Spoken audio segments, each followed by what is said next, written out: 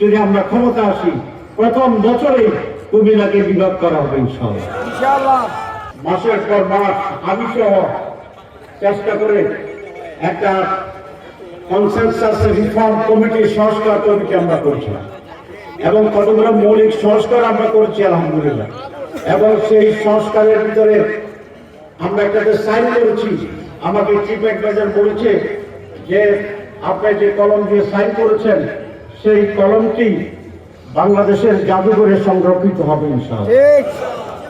সেটার জন্য এখন হ্যাঁ ভোট এবং না ভোট চলছে। হ্যাঁ ভোট দেওয়ার মানে হচ্ছে সংস্কারের পক্ষে থাকা, স্বাধীনতার পক্ষে থাকা, উন্নয়নের পক্ষে থাকা, গণতন্ত্রের পক্ষে থাকা, অধিকারের পক্ষে থাকা। আর না ভোট মানে হচ্ছে ভারতীয় আধিপত্যবাদের অন্ধকারের দিকে চলে যাওয়া। সুতরাং আমাকে হ্যাঁ ভোট দেবো না না ভোট দেবো? সুতরাং দুটো ভোট দিতে হবে। এক, দাঁড়িয়ে পাল্লা। দুই, হ্যাঁ। বলেন কি দেবেন?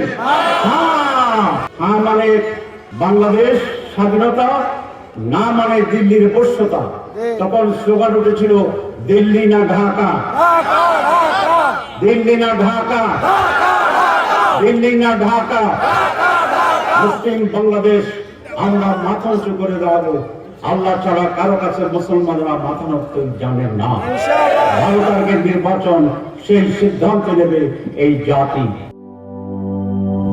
জীবনের সাথে চলে hi fi all time healthy life.